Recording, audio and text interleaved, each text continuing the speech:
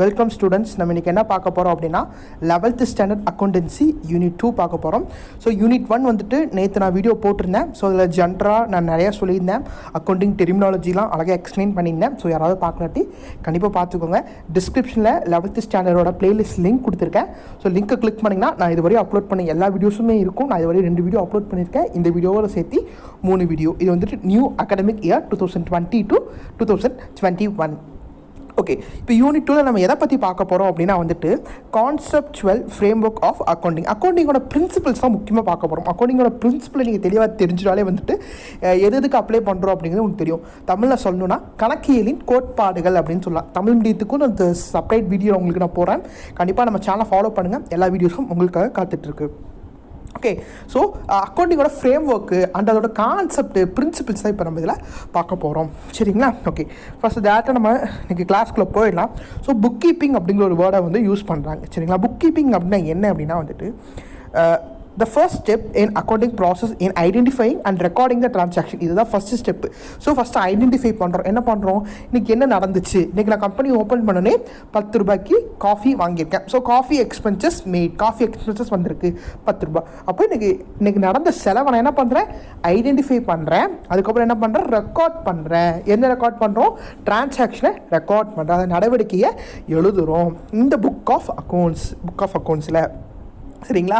எதில் எழுதுகிறோம் அப்படின்னா புக் கீப்பிங்கில் நம்ம எழுதுகிறோம். ஓகே, இது மட்டும் தெரிஞ்சுக்கோங்க. மீனிங் ஆஃப் புக் கீப்பிங் பாருங்கள். Book keeping is a process of recording financial transaction in the book of accounts. It is a primary stage in accounting process. Primary stage in accounting process என்னது, bookkeeping. Bookkeeping நம்ம என்ன எழுதுவோம் அப்படின்னா recording அ financial transaction அப்படின்னு சொல்கிறாங்க. It includes recording the transaction and classifying some under proper head. Book keeping works is a routine nature. Transaction may be recorded in the accounting notebook and ledger or may recorded in a computer. Transaction வந்துட்டு எங்கே பண்ணுவாங்கன்னா accounting நோட்புக்கில் அப்படி லெட்ஜரில் or maybe recorded in computer. இது 3 தான் என்னன்னு சொல்கிறோம் நம்ம புக் கீப்பிங். அதாவது recording financial transaction in the book of accounts, அதுதான் என்னது நமக்கு புக் கீப்பிங் அப்படின்னு சொல்கிறாங்க. சரிங்களா? புக் கீப்பிங்கோட டெஃபினேஷன் பார்த்தீங்கன்னா பேட்டிபோலி பண்ணியிருக்காரு. Book keeping is art of recording business dealing இந்த செட் ஆஃப் புக் அப்படின்னு சொல்லியிருக்கீங்க. ஸோ ரொம்பவே ஈஸியான டெஃபினேஷன். ஸோ அதை நீங்கள் படிச்சுக்கலாம்.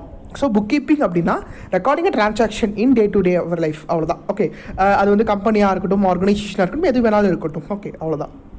Okay, so features of book keeping என்னென்ன, it is a process of recording transaction இந்த புக் ஆஃப் அக்கௌண்ட்ஸ். அதாவது ரெக்கார்ட் பண்ணுறது தான் அதோட main features. The monetary transaction only recorded in the book. அதாவது மணி சார்ந்த, அதாவது கேஷ் டீலிங் ஆன transactions only recorded in the accounts அப்படின்னு சொல்கிறாங்க. Book keeping is a primary stage. அதுதான் வந்துட்டு ஃபஸ்ட் அண்ட் ப்ரைமரி ஸ்டேஜ் அப்படின்னு சொல்கிறாங்க.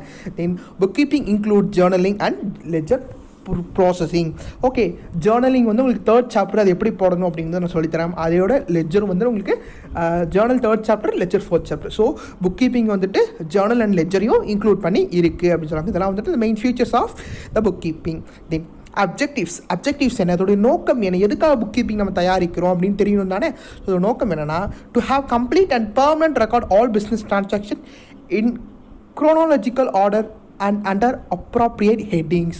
அதாவது ஒரு கம்பெனியில் ஒரு பிஸ்னஸ் நடக்கிற எல்லா டிரான்சாக்ஷனும் கம்ப்ளீட் அண்ட் பெர்மனன்ட் ரெக்கார்ட் அப்படிங்கிறது புக் கீப்பிங். ஸோ அதுக்காக நம்ம புக் கீப்பிங் எடுத்து வைக்கிறோம் அப்படின்னு சொல்கிறாங்க.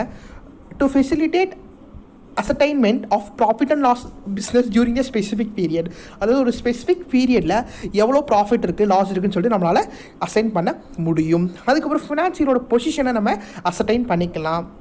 to know the progress of business, then to find out the tax liabilities, எவ்வளோ டேக்ஸ் பே பண்ணணும்னு சொல்லிட்டு ஃபைண்ட் அவுட் பண்ணிக்கலாம். Then to fulfil the legal requirements, அதாவது லீகல் ரெக்குயர்மெண்ட்ஸ்க்காக தேவைப்படுச்சு நம்ம எடுத்து நம்ம கொடுத்துக்கலாம். அப்படி தாங்கிற அதுதான் சொல்கிறாங்க. என்ன சொல்கிறாங்க, நோக்கங்கள் அப்படின்னு சொல்கிறாங்க. சரிங்களா? அதுக்கப்புறம் வந்துட்டு அட்வான்டேஜஸ் சொல்லியிருக்காங்க. அட்வான்டேஜஸ் ஆஃப் புக் கீப்பிங் என்ன சொல்கிறாங்க அப்படின்னா ஜஸ்ட் அப்படியே உங்களுக்கு சொல்லிடுறேன். ஓகேங்களா?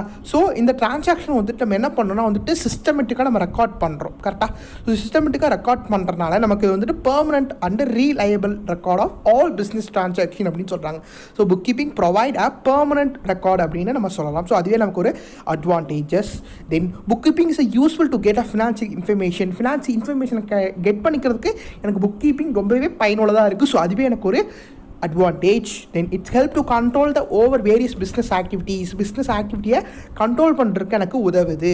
ஸோ ஃபார் எக்ஸாம்பிள் பார்த்தீங்கன்னா எனக்கு என்கிட்ட 1000 ரூபாய் தான் இன்கம் இருக்குது அப்படின்னா அந்த 1000 ரூபாய் எனக்கு தெரிஞ்சாதான் நான் என்ன பண்ண முடியும், அந்த 1000 ரூபாய்க்குள்ளே என்னுடைய பிஸ்னஸை ரன் பண்ண முடியும். ஸோ எனக்கு 1000 ரூபாய் தான் இருக்குது. ஸோ 1000 ரூபாய் நான் குட்ஸ் வாங்கணும், சேலரி கொடுக்கணும், எக்ஸ்பென்சஸ் செலவு பண்ணணும், இபி கட்டணும். ஸோ இந்த மாதிரி அப்போது எனக்கு வந்துட்டு கண்ட்ரோல் பண்ணுறேன். ஓகே இன்றைக்கி வந்து 1000 rupees இருக்குது, பட் எக்ஸ்பென்சஸ் 1500 இருந்துச்சுன்னா ஸோ காஃபி எக்ஸ்பென்ஸோ இல்லை அதர் எக்ஸ்பென்ஸோ என்ன பண்ணலாம், ரெடியூஸ் பண்ணிக்கலாம். So control over various business activities to records provided by business serve as a legal evidence in the case of any dispute. அதான் legal evidence. ஓகேங்களா. Next பார்த்தீங்கன்னா comparison of financial information over the year is possible. Also comparison of financial information different business unit is facilitated அப்படின்றாங்க. So போன year எவ்வளோ இருந்துச்சு, இந்த year எவ்வளோ இருந்துச்சுன்னு சொல்லிட்டு நம்ம என்ன பண்ணிக்கலாம், கம்பேரிசன் பண்ணிக்கலாம். அதுவே ஒரு பெரிய அட்வான்டேஜ் அப்படின்னு சொல்கிறாங்க. So book keeping is useful to find out the tax liability. Tax liability இம்பார்ட்டண்டாக உங்களுக்கு சொல்கிறாங்க. ஓகே தென் லிமிடேஷன்ஸ் என்ன அப்படின்றாங்க. லிமிடேஷன்ஸ் மீன்ஸ் டிஸ்அட்வான்டேஜஸ் தான்.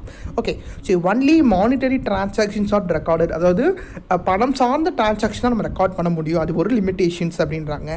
Effect of price level changes are not consider, அதாவது ப்ரைஸ் லெவல் வந்து சேஞ்ச் ஆச்சுன்னா அது வந்துட்டு கன்சிடர் பண்ண முடியாது அப்படின்னு சொல்கிறாங்க. Then financial data recorded are historical in nature, that's only past datas are recorded, past datas மட்டும் தான் ரெக்கார்ட் பண்ண முடியும், அது ஒரு லிமிடேஷன்ஸ் அப்படின்னு நமக்கு சொல்கிறாங்க. ஸோ புக் கீப்பிங் அப்படிங்கிறது ரெக்கார்டட் டிரான்சாக்ஷன் அப்படிங்கிறத நான் வச்சுக்கோங்க. ஸோ அது வந்துட்டு நமக்கு என்னென்ன அட்வான்டேஜஸ் ஃபீச்சர்ஸ் எல்லாமே இப்போ நம்ம பார்த்துட்டோம். சரிங்களா. அக்கௌண்டிங் புக் கீப்பிங் என்ன டிஃப்ரென்ஸ் அப்படிங்கிறது அழகாக கொடுத்துருக்காங்க. ஸோ இதை வந்துட்டு நீங்கள் படித்து பார்த்துக்கலாம். அக்கௌண்டிங் நான் உங்களுக்கு போன சாப்டரில் எக்ஸ்பிளைன் பண்ணேன், புக் கீப்பிங் நான் ஃபியூச்சர்ஸ் எல்லாம் எக்ஸ்பிளைன் பண்ணிக்கலாம். அதே தான் எங்களுக்கு கொடுத்துருப்பாங்க. ஸ்கோப் என்ன, ஸ்டேஜ் என்ன, நேச்சர் ஆஃப் ஜாப் என்ன அப்படின்னு சொல்லி கொடுத்துருப்பாங்க. ஓகே அடுத்து பார்த்துட்டிங்கன்னா relationship among book keeping, accounting and accountancy, இது மூணுக்குள்ள டிஃப்ரென்ஸ் என்னன்னு சொல்கிறாங்க.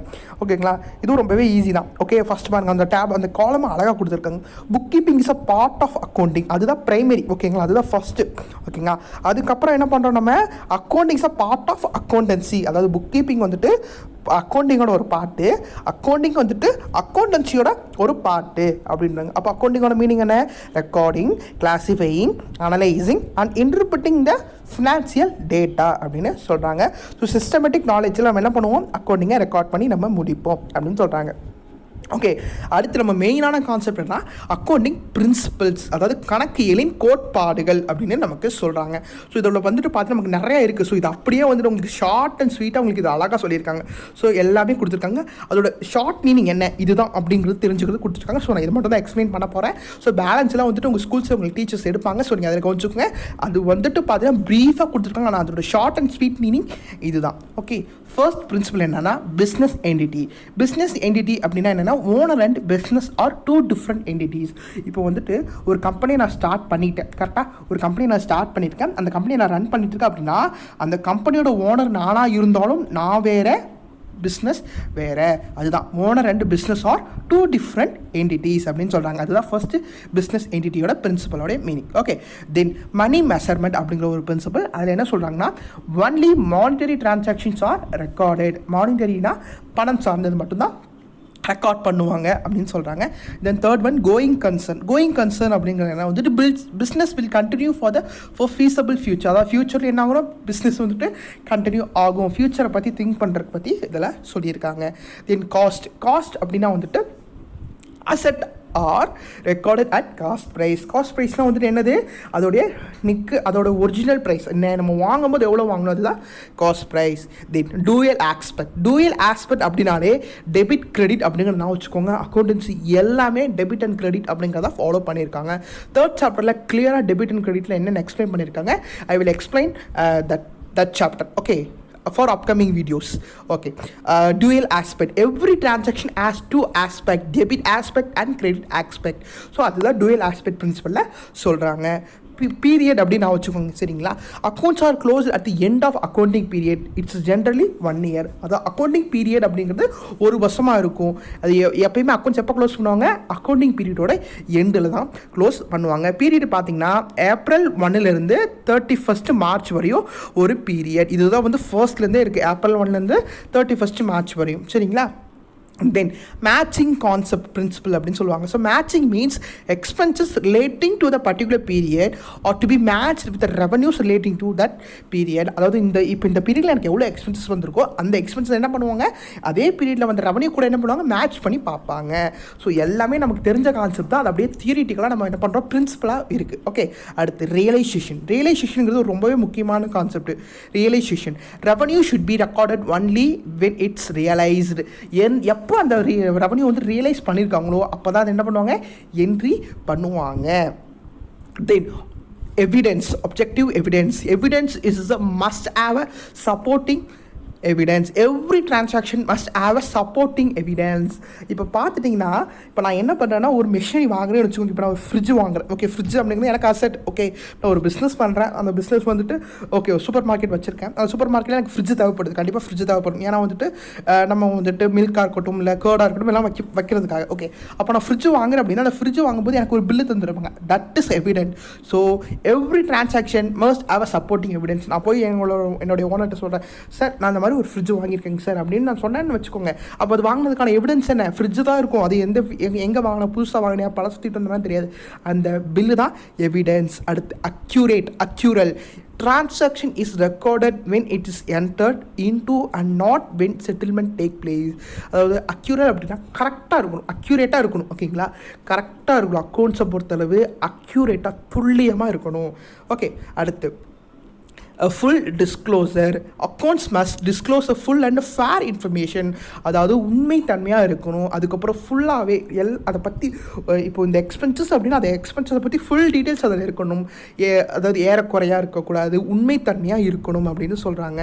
தென் வாங்க அதுக்கப்புறம் அக்கௌண்டிங் ஸ்டாண்டர்ட்ஸ் இந்தியா. எப்போ வந்து அக்கௌண்டிங் ஸ்டாண்டர்ட்ஸ் இந்தியாவில் இருந்துச்சு, எந்த மாதிரி பண்ணாங்க அப்படின்னு சொல்லிட்டு ஒரு ப்ரீஃப் டிஸ்கஷன் கொடுத்துருக்காங்க. In India standard of accounting it's issued by institute of chartered accountant of India. அதாவது அக்கௌண்டிங் ஸ்டாண்டர்ட் யார் இஷ்யூ பண்ணால், institute of chartered accountant of India, ICAI அப்படின்னு சொல்லுவாங்க. சரிங்களா. So, the Council of Institute of Chartered Accountant of India constituted Accounting Standard Board ASB on 21st April 1977. அவங்க accounting standard board வந்து எப்போ கொண்டு வந்தாங்க அப்படின்னா 21st April 1977 அப்படிங்கிறத ஞாபகம் வச்சுக்கோங்க. சரிங்களா. தென் ASB formulates accounting standards so that such standards may be established by the Council of Institute of India.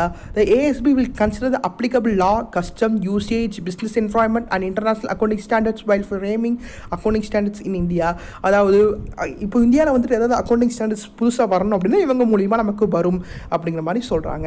So accounting ஸ்டாண்டர்ட்ஸை நீங்கள் தெளிவாக படிச்சுக்கோங்க, அவ்வளோதான். ஓகே, ஸ்டூடெண்ட்ஸ் ஆக்டிவிட்டியில் பாருங்கள், refer under resource accounting standards and India AS அப்படின்னு கொடுத்துருவாங்க. So visit ICAI.org means organisation. இதில் நீங்கள் visit பண்ணிங்கன்னா இதை பற்றி ஃபுல் டீட்டெயில்ஸ் நீங்கள் கண்டிப்பாக கெட் பண்ணிக்கலாம் அப்படின்னு சொல்கிறாங்க. ஸோ இந்த சாப்டர் நீங்கள் முக்கியமாக பார்க்க வேண்டியது என்னன்னா, the principle of accounting then book கீப்பிங்கை தெளிவாக பார்த்துக்கோங்க. இதோட இந்த சாப்டர் முடியுது. ஸோ இந்த உள்ள இருக்க ப்ரீஃப் டிஸ்கஷன் கரெக்டாக படிங்க. எக்ஸாம்பிள்ஸ் தே கிவ் அவங்க கொடுத்துருப்பாங்க. ஸோ அழகாக படிச்சு பாருங்கள். டவுட் இருந்துச்சுன்னா கண்டிப்பாக கீழே கமெண்ட் பண்ணுங்கள். இந்த வீடியோ உங்கள் ஃப்ரெண்ட்ஸுக்கும் ஷேர் பண்ணுங்கள், அவங்களும் பார்த்து பயன்பெறட்டும். நாளைக்கான வீடியோவில் தேர்ட் சாப்டர் பார்ப்போம். தேர்ட் சாப்டர் வந்து நமக்கு சம் ஸ்டார்ட் ஆகுது. ஸோ கிளியராக பண்ணிக்கலாம். தேங்க்யூ.